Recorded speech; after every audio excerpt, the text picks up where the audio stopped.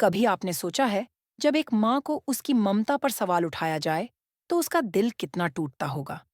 यही सवाल हमें खींच लाता है सीरियल मन अति सुंदर के लेटेस्ट धमाकेदार ट्विस्ट तक, जहां रिश्तों की सच्चाई, ईर्ष्या की आग और मातृत्व की भावना एक साथ टकरा जाती हैं। सब कुछ शुरू होता है एक मासूम सी मुस्कान से, बेबी की। लेकिन उस मासूमियत के पीछे चल रही है एक गहरी साजिश। एक तरफ है दादी, जो चालों में माहिर हैं। उन्होंने सोचा, अगर अग्नि और नाहर को बेबी के वैक्सीनेशन के बहाने बाहर भेज दें, तो उनके इरादे पूरे होंगे।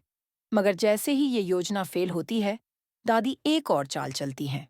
खिलौनों के टुकड़ों को चॉकलेट में लपेटकर बेबी के पास डाल देती हैं। पर क्यों? ताकि रूही पर इल्जाम लग सके कि उसने बच्चे की देखभाल नहीं की।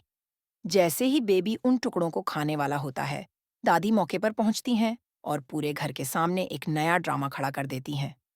दादी कहती हैं, तुमने खुद बच्चे को जन्म नहीं दिया, इसीलिए तुम्हारे लिए उसकी जान की कीमत ही नहीं है।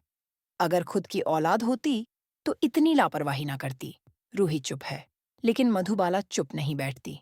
मधुबाला एक माँ है, जिसने जिंदगी में बहुत कुछ खोया है, लेकिन इंसाफ की लड़ाई कभी नहीं छोड़ी। वो आगे बढ़ती है और कहती है, रूही जानबूझकर ऐसा क्यों करेगी? वो इस बच्चे को अपनी जान से भी ज्यादा चाहती है। मगर दादी की जुबान रुकती नहीं। वो मधुबाला पर भी वार कर देती हैं। तुमसे मैं क्या उम्मीद करूं? तुमने तो अपनी ही बच्ची को कूड़े में फेंक दिया था।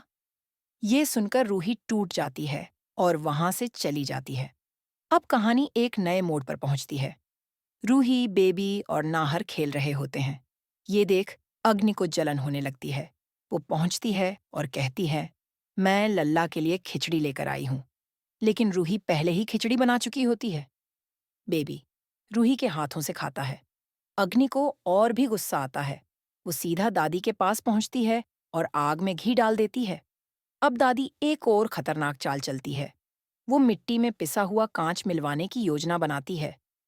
जैसे ही रूही जूस गिरने पर अपना चेहरा धोने जाती है, दादी उस मिट्टी में कांच मिला देती है, जिससे बेबी का खेलना तय था। लेकिन जैसे ही ये होने वाला होता है, मधुबाला आ जाती है।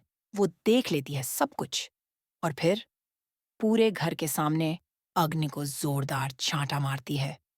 तुम्हारी हिम्मत कैसे हुई मेरी बेटी को नुकसान पहुंचाने की? अब तुम्हारी खैर नहीं। घर में सन्नाटा छा जाता है। दादी अब भी अग्नि का पक्ष लेती हैं और पूछती हैं, क्या सबूत है तुम्हारे पास? मधुबाला मुस्कुराती है और एक वीडियो सामने लाकर रख देती है। सबके सामने।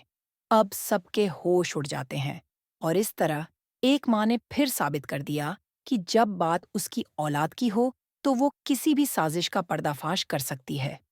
तो दोस्तों, क्या आप भी उतने ही एक्साइटेड हैं आने वाले एपिसोड्स के लिए, जितने हम हैं?